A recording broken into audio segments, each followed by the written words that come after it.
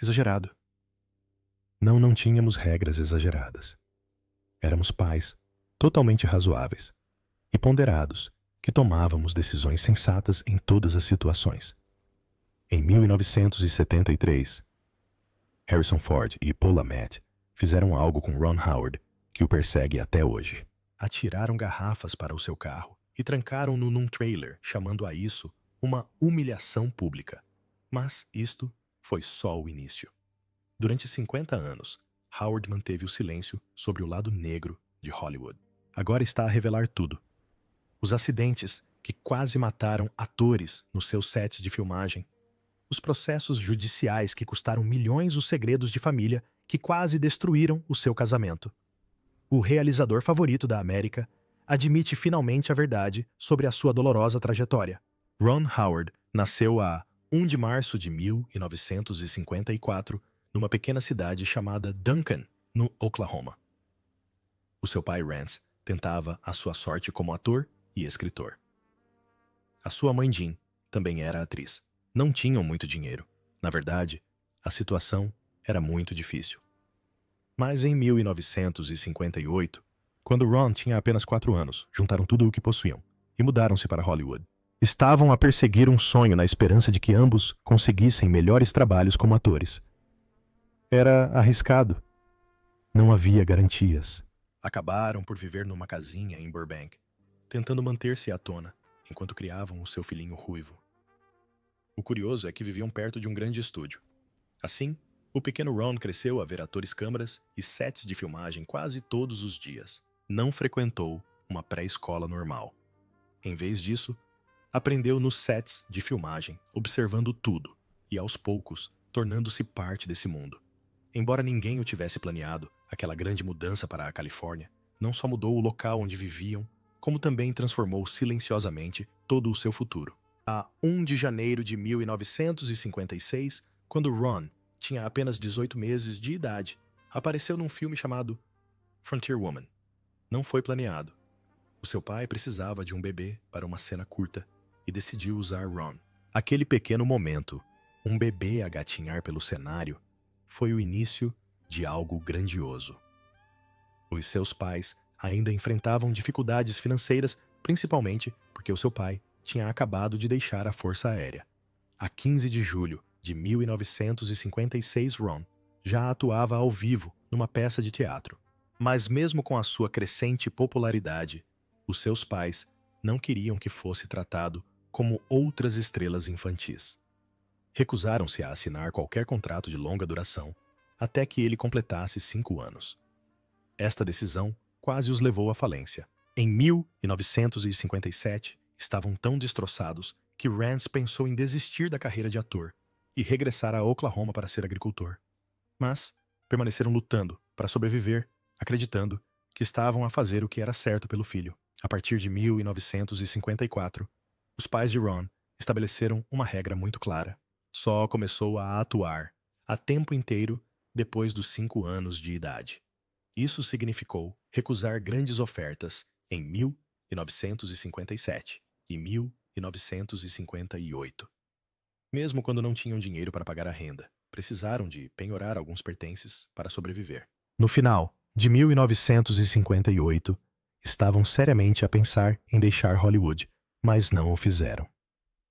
Em 1959, Ron fez 5 anos e as coisas começaram a mudar lentamente. Nesse ano, foi escolhido para um filme chamado A Viagem, e, pela primeira vez, o seu nome apareceu nos créditos. Mas nem tudo eram rosas. No set de filmagens, outros membros da equipa troçavam do seu cabelo ruivo e das suas sardas. Chamavam-lhe alcunhas como Aberração Sardenta. Isso partiu-lhe o coração. O pai, que também trabalhava no set, discutiu com um membro da equipa e quase perdeu o emprego. O trabalho pagava apenas $2.500, mas significava tudo para eles. Nesse mesmo ano, o seu irmão mais novo, Clint, nasceu a 20 de abril. O dinheiro era ainda escasso. A sua dívida atingiu o valor equivalente a cerca de $5.000 nos dias de hoje. Mas os seus pais mantiveram-se firmes na proteção de Ron. Mantiveram-no na escola pública. deixaram-no ser criança o mais possível mesmo com o aumento da pressão. Depois, em 1960, algo de enorme aconteceu. Ron conseguiu o papel de Opie Taylor em The Andy Griffith Show. Tinha apenas 6 anos de idade. O processo de seleção do elenco foi longo e árduo. Mais de 300 crianças fizeram audições, mas o encanto natural de Ron destacou-se. O programa começou a ser exibido a 3 de outubro de 1960 e tornou-se um sucesso. A série teve 249 episódios e Ron participou em 243 deles. No início, recebia $300 por episódio. Quando a série terminou, em 1968, ganhava $1.000 por episódio. Mas com este sucesso, veio muita pressão. Ainda era apenas uma criança, mas tinha de decorar falas, chegar a horas e ter uma performance perfeita. Não havia público ao vivo, pelo que cada piada e cena tinha de ser executada com precisão milimétrica. Não foi fácil, mas aprendeu depressa. A série dava a impressão de se passar numa época mais simples, e a personagem de Ron transmitia uma sensação de segurança e aconchego. Por isso, os telespectadores o adoravam. Mas nos bastidores estava a amadurecer rapidamente. Ron e Andy Griffith, a estrela do programa, tornaram-se muito próximos. Andy era mais do que apenas um colega de elenco. Ele agia como um mentor. Explicava as cenas a Ron e contava histórias entre as filmagens. O vínculo entre ambos começou quando Ron tinha apenas 6 anos e foi se fortalecendo com o tempo. Mas nem tudo eram rosas. Andy lutava contra o alcoolismo e, por vezes, Ron via-o envolver-se em discussões acaloradas no set de filmagens. Era assustador. Numa ocasião, Andy leu uma crítica negativa em voz alta e ficou perturbado perante toda a gente. Apesar disso, continuou a ser gentil com Ron, ajudando-o com cenas emotivas e tratando-o com respeito. Anos mais tarde, em 1997, Andy chegou a visitar Ron num set de filmagens em Queens. Só descobriram que eram primos afastados depois da morte de Andy em 2012. Foi uma descoberta chocante e emocionante que tornou o longo laço entre ambos ainda mais especial. Em 1962, durante as filmagens de uma cena num lago, Ron, de 8 anos, quase se afogou. Estavam a filmar uma cena de pesca num pequeno barco quando algo correu mal. O barco virou e Ron caiu à água. Andy Griffith viu o que aconteceu e saltou para a água sem pensar 2 vezes. Ele tirou o Ron dali.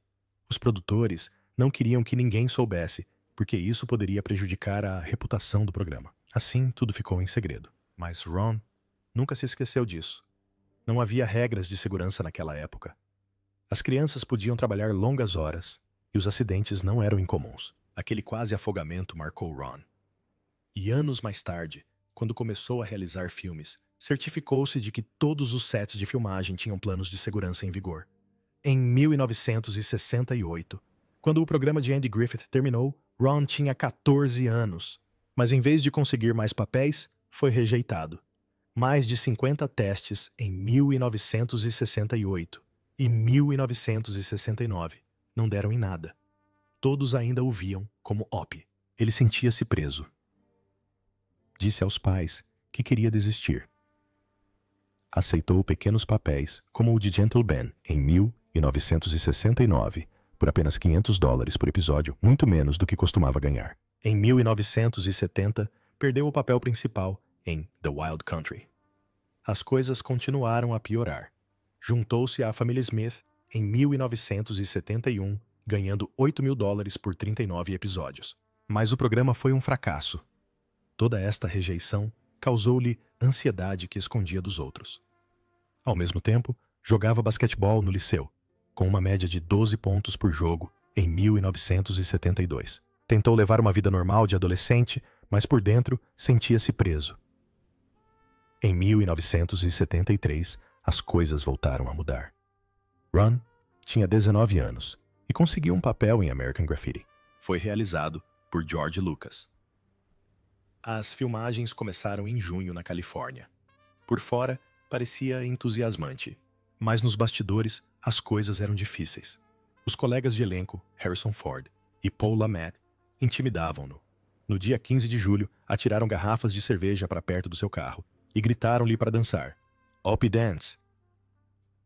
And clear cheese. Fecharam-no num trailer no dia 20 de julho, fazendo com que perdesse os ensaios. Chegaram mesmo a colocar drogas nas suas bebidas. Tudo isto porque ele tinha sido uma estrela infantil, e eles não respeitaram isso. Ron permaneceu em silêncio.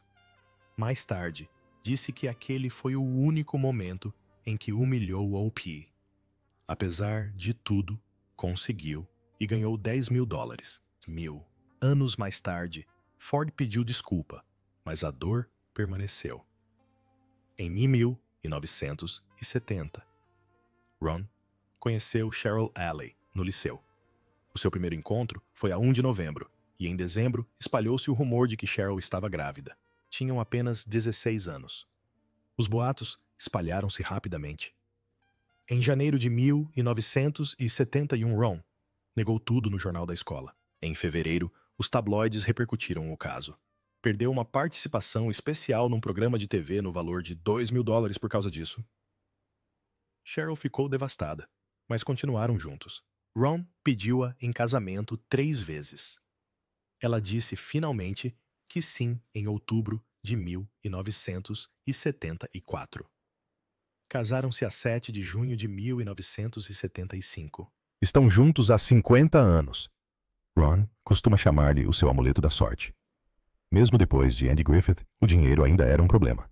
Em janeiro de 1971, Ron começou a entregar jornais. Ganhava $150 por mês. E entregava 200 jornais antes da escola, todos os dias. Precisava de dinheiro para levar Cheryl a sair, mas a 5 de abril de 1971 foi atingido na traseira por um caminhão, enquanto conduzia para uma audição. Sofreu uma lesão cervical e teve de adiar o seu próximo papel. As despesas médicas chegaram aos $3.000. Não tinha seguro de saúde. Chegou a vender a sua bicicleta por $200. A dor persistiu durante anos e afetou os seus movimentos em cenas posteriores do filme. Mesmo depois de American Graffiti se ter tornado um enorme sucesso em 1973, Ron não recebeu o que merecia. O filme arrecadou $115 milhões nos sales, com um orçamento minúsculo de $777 mil. Mas Ron recebeu apenas $10.000 sem participação nos lucros. Pediu a George Lucas o que valia mais de $1 milhão. O Lucas disse que não. Isso prejudicou a amizade deles. Ron teve de aceitar um emprego em Happy Days em 1974 por $1.000 por episódio, apenas para ter um rendimento fixo. Este programa ajudou a impulsionar a sua carreira novamente e levou-o à direção. Em janeiro de 1974, Ron Howard tinha apenas 19 anos quando começou a interpretar Richie Cunningham numa nova série de TV chamada Happy Days. O primeiro episódio foi para o ar a 15 de janeiro e atraiu 11 milhões de telespectadores. Inicialmente, a série focava-se na vida adolescente de Richie, na Milwaukee dos anos 50. Mas, em 1976, tudo começou a mudar. Fonzie, interpretado por Henry Winkler, tornou-se a estrela do programa. De repente, a audiência explodiu. O programa saltou para o primeiro lugar, alcançando 31 milhões de telespectadores todas as semanas. Nesse mesmo ano, os executivos da ABC elaboraram um plano. Queriam renomear o programa para Fonzie's Happy Days, para capitalizar em cima da crescente fama de Fonzie. Só em 1976 os produtos licenciados de Fonzie faturaram mais de $1 milhão. Mas Ron Howard não concordou com isso. Ele tinha sido a estrela desde o início e agora estava a ser posto de lado. Em novembro de 1976 deu um ultimato aos produtores. Se mudassem o título, demitir-se-ia. Embora o seu contrato durasse até 1980, estava pronto para desistir. Tudo quase se desmoronou. Mas depois, a notícia vazou para a revista Variety no dia 5 de dezembro, e os fãs ficaram furiosos. Mais de 10 mil cartas foram enviadas para a ABC. As pessoas não queriam que a essência da série se perdesse. A ABC cedeu. Mantiveram o título original e Howard manteve-se. Mas algo tinha mudado para sempre. Em 1977, o programa faturava 50 milhões de dólares por ano. No entanto, Howard ganhava apenas 25 mil dólares por episódio, enquanto Winkler recebia 75 mil dólares. Mais tarde, numa entrevista de 1980, Howard disse que este momento foi um ponto de viragem. Isso motivou-o a pensar mais sobre a direção. As coisas nos bastidores também não eram pacíficas. Por volta de 1976 e 1977, quando a série estava no auge, o elenco começou a lutar por dinheiro e tempo de ecrã. Anson Williams, que interpretava Patsy, ganhava 12 mil dólares por episódio. Isso representava metade do que Ron Howard ganhava. Estava frustrado e com inveja. A 16 de novembro de 1976, durante as filmagens de um episódio chamado The Muckrakers, Williams terá abandonado o platô furioso. Gary Marshall, o criador da série, reescreveu uma cena para favorecer Howard. Alguns interpretaram-no como favoritismo. Houve rumores de uma luta física, mas nada foi comprovado. A ABC tentou abafar o caso para proteger a sua máquina de 50 milhões de dólares. Anos mais tarde, em 2012, a situação complicou-se ainda mais. Williams e outros membros do elenco processaram a CBS por 10 milhões de dólares em direitos de autor não pagos. Alegaram que nunca receberam a sua parte de toda a mercadoria.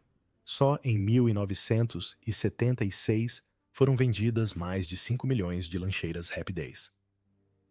O caso foi resolvido a 4 de abril de 2012. Cada um deles recebeu apenas 65 mil dólares.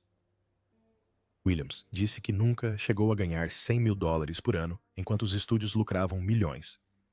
Howard não participou no processo, mas numa entrevista de 2025, admitiu que esses momentos quase destruíram amizades. Enquanto ainda atuava em Happy Days, Howard realizou discretamente a sua primeira curta-metragem no início de 1975. Chamava-se Deed of Daring Do e tinha apenas 10 minutos de duração. Filmou-o durante um intervalo de 2 semanas, em março, usando apenas 2 mil dólares. Até Henry Winkler fez uma participação especial. O filme estreou num pequeno festival, a 15 de junho de 1975. Houve rumores de que alguém o acusou de plágio, mas nada foi comprovado. Naquela época, as leis de direitos de autor eram vagas. Aliás, um processo judicial envolvendo fanfics em 1976 obrigou outros criadores a aceitar acordos até 5 mil dólares, mas nada relacionado com Howard. O que realmente o abalou foi quando o produtor Roger Corman pediu refilmagens a 20 de abril de 1975. Custou-lhe mais 500 dólares, quase esgotando o seu orçamento. O filme ganhou posteriormente um pequeno prêmio no Festival de Cinema de Atlanta, a 10 de setembro. Este pequeno projeto impulsionou-o a conduzir Grand Theft Auto em 1977. Este filme custou apenas 600 mil dólares, mas arrecadou 15 milhões. Howard casou com a sua namorada, de liceu Cheryl Alley, a 7 de junho de 1975. O casamento em Burbank custou apenas 800 dólares. Compareceram cerca de 300 convidados e Henry Winkler foi o padrinho. O pai de Cheryl pagou tudo. Mesmo ganhando 25 mil dólares por episódio, Howard queria um casamento simples. Passaram uma lua de mel tranquila de 2 semanas no Hawaii, a partir de 8 de junho de 1975.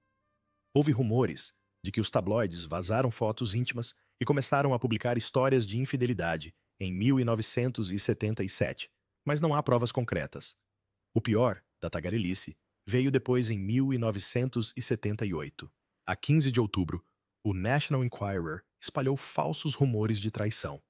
Howard considerou isso humilhante. Numa entrevista de 2025, disse que o presente do 15º aniversário de casamento foi uma cadeira de beijos que os fazia lembrar o amor jovem. Em julho de 1980, Ron Howard tomou uma decisão ousada. Ele deixou o Happy Days.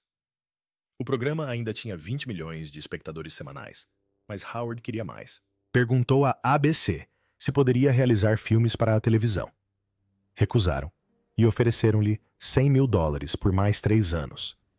Ele disse que não. A 20 de julho de 1980, assinou um contrato com a NBC por $1 milhão.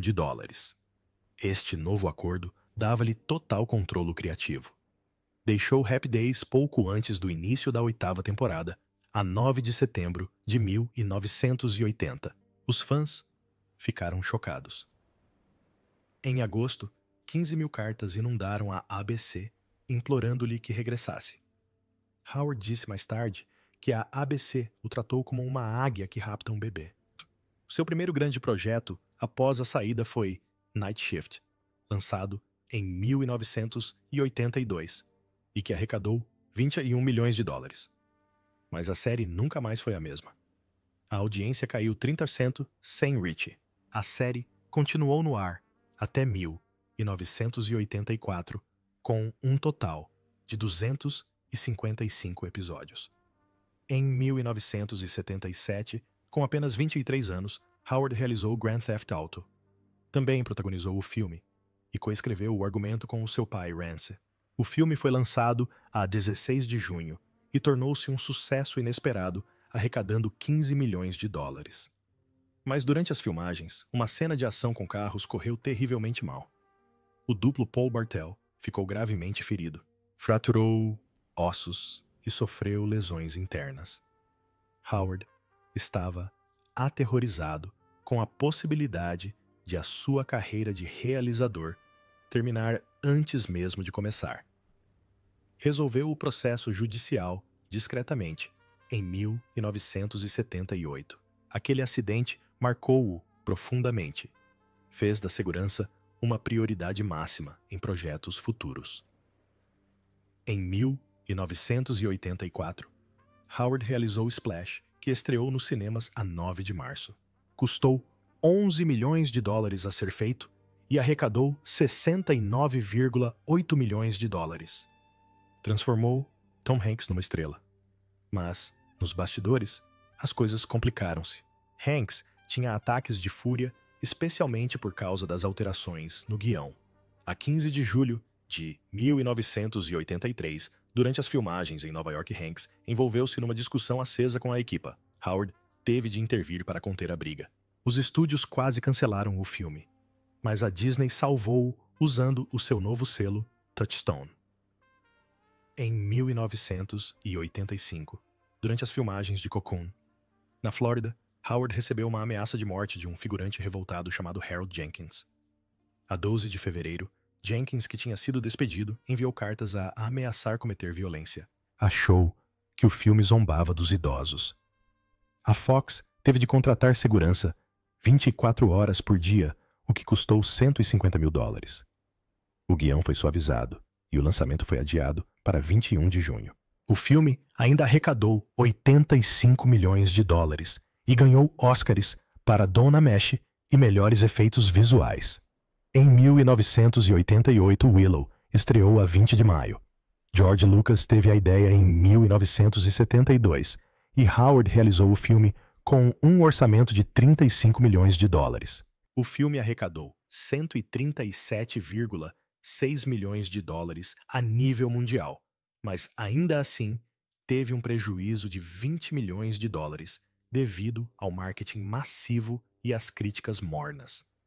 Lucas e Howard viviam em constante conflito. Em junho de 1987, discutiram por causa de um corte de $5 milhões nos lucros. Howard quase desistiu. O lançamento do vídeo caseiro ajudou a recuperar o investimento. Em 1989, Howard lançou Parenthood a 2 de agosto. O filme foi inspirado numa viagem caótica à Austrália, com a sua filha de 4 anos, que vomitou sushi para cima dele durante o voo. A longa-metragem custou $20 milhões e arrecadou $126 milhões. Mas, em maio de 1989, A argumentista Helena Vasquez processou Howard, alegando que este lhe tinha roubado o guião. Pagou $500.000 para chegar a um acordo em junho. O caso quase impediu o lançamento do filme. Em 1991, Howard realizou Backdraft, um drama sobre bombeiros. A 23 de julho de 1990, uma cena de ação correu mal. Um incêndio de grandes proporções deflagrou queimando a mão e o rosto de Kurt Russell. Uma investigação da OSHA, a Occupational Safety and Health Administration, constatou graves violações de segurança. Outros 3 elementos da equipa também sofreram queimaduras. Howard disse mais tarde que nunca sabiam quando o fogo se viraria contra eles. Ainda assim, o filme arrecadou $152 milhões e recebeu uma nomeação para o Oscar de efeitos visuais. Em 1995, Apollo 13 estreou a 30 de junho e arrecadou $355 milhões em todo o mundo. Mas as filmagens foram difíceis. Tom Hanks exigiu precisão até nas transcrições exatas da NASA. A 12 de outubro de 1994, insistiu em reescritas do guião. A 15 de outubro, toda a produção foi paralisada, causando um prejuízo de $2 milhões. Howard ameaçou demitir-se a 18 de outubro. A equipe da NASA teve de mediar a situação. O filme ganhou posteriormente o Oscar de melhor edição e melhor som em 1996. Em 1996, o filme Ransom estreou a 8 de novembro, arrecadando $309 milhões.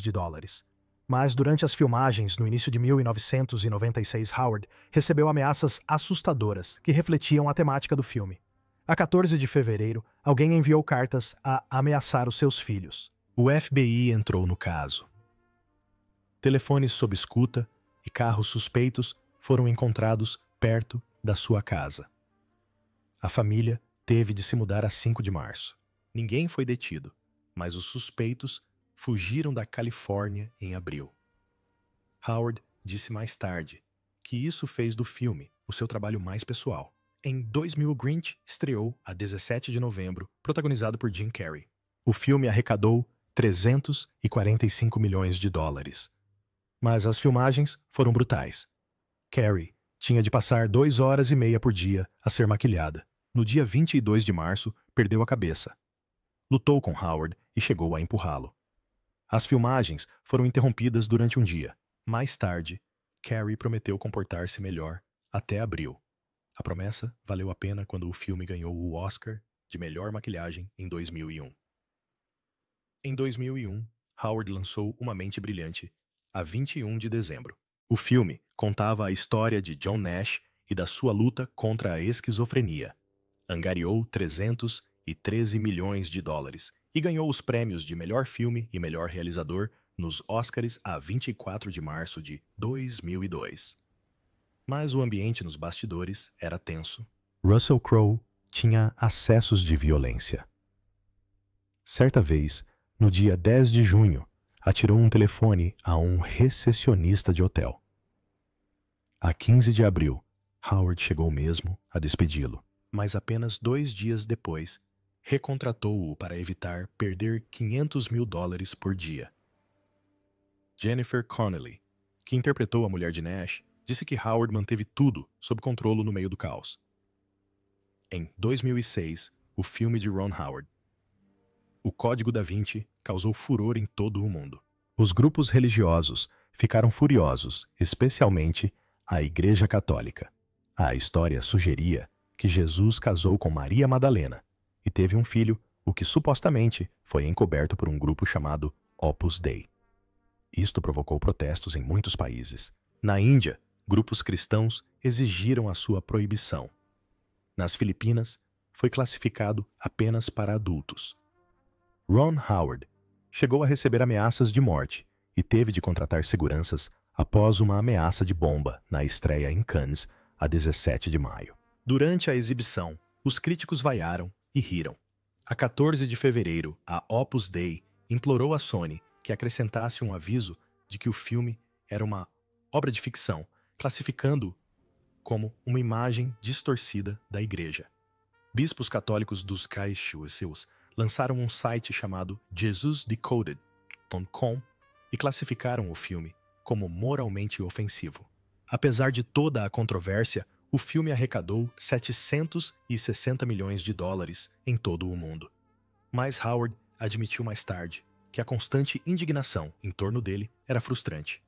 Em Itália, tanto Howard como o argumentista Dan Brown quase foram detidos por filmarem sem autorização. O Vaticano classificou o filme como anticatólico e pediu às pessoas que não o vissem, o que ironicamente suscitou ainda mais curiosidade.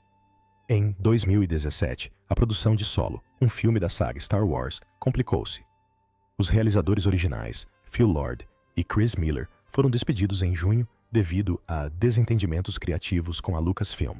Ron Howard foi contratado para salvar o projeto. Acabou por voltar a filmar cerca de 70% do filme, entre o final de junho e meados de outubro, para cumprir o prazo apertado de maio de 2018. Isto elevou o orçamento para 275 milhões de dólares. Os leaks alegaram que Howard arruinou o filme ao eliminar o estilo divertido e ousado, substituindo-o por uma estética mais clássica de Star Wars. Houve até processos judiciais. Alguns atores, como Alden Ehrenreich, precisaram de ajuda para entrar nas suas personagens. O lançamento foi adiado. Lord e Miller decidiram não assumir os créditos de realização e aceitaram apenas os títulos de produtores executivos. Os fãs não ficaram contentes e chegaram mesmo a iniciar petições contra Howard. Algumas fontes internas disseram que ele ignorou as filmagens anteriores, o que causou quesilhas no set. O filme ainda arrecadou 393 milhões, mas ficou muito aquém das expectativas. Houve controvérsia sobre se Howard tinha sido demasiado cauteloso. Em 2009, o filme Anjos e Demônios trouxe mais problemas a Ron Howard.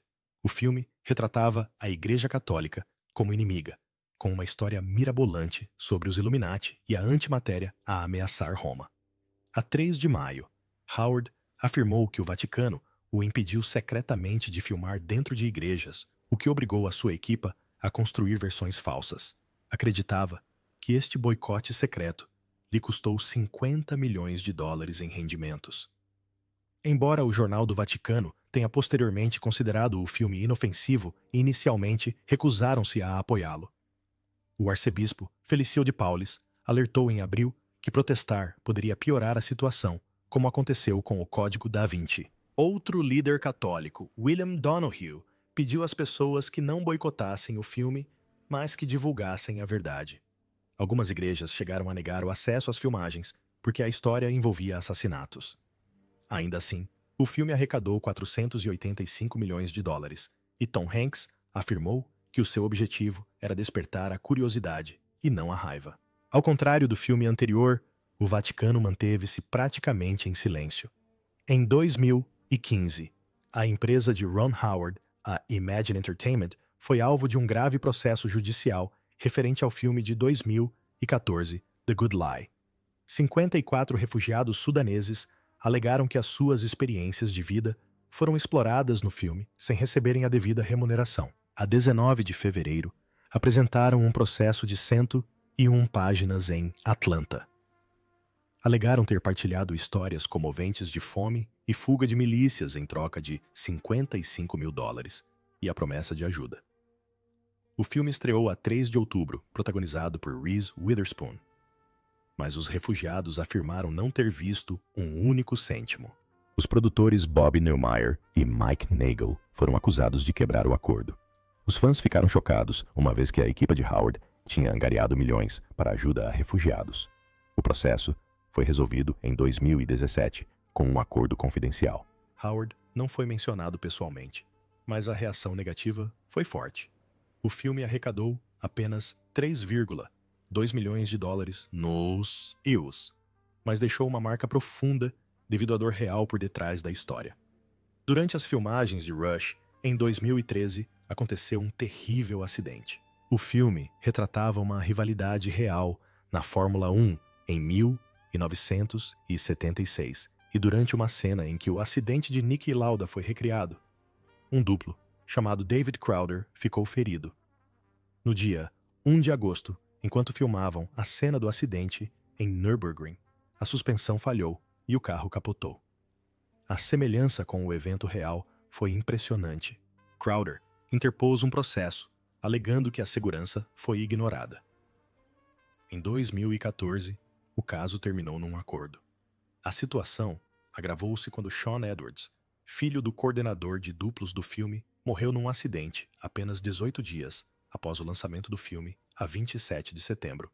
Howard foi intimado e enfrentou perguntas difíceis sobre cortes no orçamento de 38 milhões de dólares. Rush arrecadou 90 milhões de dólares, mas muitos disseram que glorificou demasiado o perigo, especialmente porque foram utilizadas imagens reais do acidente que feriu Lauda. Em agosto de 2025, a filha de Ron Bryce Dallas Howard enfrentou de frente o debate sobre o bebê Nipo. Nascida a 2 de março de 1981, falou num podcast chamado Happy, Sad, Confused, dizendo que tinha plena consciência dos seus privilégios em Hollywood. O seu pai Ron, o seu tio Clint, nascido em 1959, o seu avô Rance Mill, 1928, 2017, e a sua avó Jane, 1927. Até 2000 trabalhavam todos no ramo artístico. Bryce admitiu que as portas se abriram facilmente para ela, mas também enfatizou o quanto se dedicou ao trabalho. Os fãs online tiveram reações diversas. Alguns elogiaram a sua honestidade, enquanto outros questionaram se Ron a ajudou a conseguir papéis.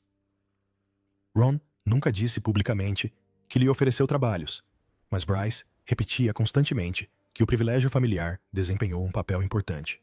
Em 2025, o BuzzFeed elogiou a sua franqueza, especialmente em comparação com outras estrelas que negam qualquer tipo de vantagem. Um pormenor surpreendente foi que o seu padrinho é Henry Winkler. Nessa altura, já tinha realizado vários filmes e protagonizado Jurassic World, que arrecadou mais de 1,6 mil milhões de dólares em 2015. O pai de Ron, Rance Howard, faleceu no dia 25 de novembro de 2017, aos 89 anos. Sofreu insuficiência cardíaca após contrair o vírus do Nilo Ocidental. Nascido Harold Beckenholt a 17 de novembro de 1928. Rance começou a representar em 1949 e participou em mais de 140 filmes e 177 programas de televisão. Os seus filhos, Ron e Clint, escreveram uma carinhosa homenagem na revista People, dizendo que o amor de Rance pela representação mudou a sua família para sempre. Participou em filmes como Chinatown e Nebraska. Houve rumores de uma quesilha entre Clint e Ron, por causa do testamento, mas nunca surgiram provas concretas. Pelo contrário, tudo indicava um forte laço entre os irmãos. Ron chegou mesmo a twittar o quão sortudo se sentia por ter Clint como irmão. Os dois trabalharam juntos em muitos projetos, incluindo Grand Theft Auto em 1977. Um facto emocionante, Rance continuou a representar até o fim. Terminou um papel apenas 36 horas antes de falecer. Ron e Cheryl Howard celebraram 50 anos de casamento no dia 7 de junho de 2025. Conheceram-se no liceu, na John Burroughs High School, em Burbank, Califórnia. O seu primeiro encontro foi a 1 de novembro de 1970. Viram o filme It's a Mad, Mad, Mad, Mad World e comeram pizza. No Instagram, Ron partilhou a sua gratidão pelos altos e baixos que enfrentaram juntos. Criaram 4 filhos Bryce, nascido em 1981, as gêmeas Paige e Jocelyn em 1985, e Reed em 1987, e tiveram 6 netos até 2025. Houve rumores de um quase divórcio na década de 1980, devido à obsessão de Ron pelo trabalho, mas nenhuma entrevista recente o confirmou. Pelo contrário, pareciam mais fortes do que nunca. Em 2020, Ron disse que nunca houve outra pessoa para ele. O momento mais doce aconteceu quando recriaram o seu primeiro encontro no seu antigo carocha de 1970, e Cheryl tornou-se a avó divertida que quebrava todas as regras pelos netos.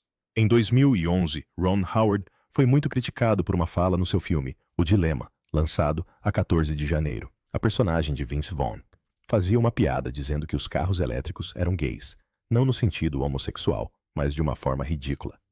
Glad e Ellen DeGeneres criticaram a piada por incentivar o bullying, especialmente após o suicídio de um aluno chamado Tyler Clement, em setembro de 2010. A Universal retirou a piada dos trailers a 30 de outubro, mas Howard manteve-a no filme. Disse que a piada combinava com a personalidade da personagem e que removê-la prejudicaria a comédia. Numa entrevista à BBC, em janeiro, admitiu que não esperava uma reação tão forte, embora mais tarde tenha percebido como poderia ser prejudicial. Críticos como Anderson Cooper e Glad consideraram a piada um insulto perigoso. Howard disse que se preocupava com a sensibilidade, mas não queria censurar a narrativa. O filme arrecadou 69,7 milhões de dólares, mas a piada continuou a ser um ponto sensível. Em 2020, Ron realizou Hillbilly Elegy para a Netflix. O filme estreou a 24 de novembro e foi baseado no livro de memórias de J.P.D. Vance. Amy Adams interpretou a mãe, Glenn Close interpretou a avó e a sua prestação valeu-lhe uma nomeação para os Oscars e um prêmio Framboesa de Ouro. O filme teve um orçamento de 45 milhões de dólares. Os críticos deram apenas 25% de aprovação no Rotten Tomatoes, mas o público avaliou-o com 82%. Em agosto de 2025, Howard disse ao Vulture que ficou chocado quando Vance se tornou vice de Trump em 2024. Disse que Vance pareceu moderado durante as filmagens em 2018 e 2019. Em 2016, Vance chegou a chamar Trump de repreensível. Howard admitiu ter enviado uma mensagem de texto fria a 6 de novembro de 2024, felicitando Vance, mas dizendo-se desapontado. Descreveu o filme como uma experiência mista. Recebeu críticas negativas, mas uma forte resposta do público.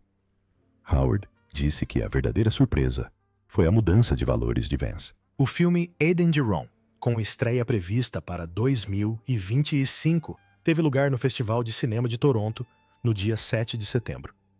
A longa-metragem, que antes se chamava Origin of the Species, foi protagonizada por Jude Law, Ana de Armas, Vanessa Kirby, Daniel Brühl e Sydney Sweeney.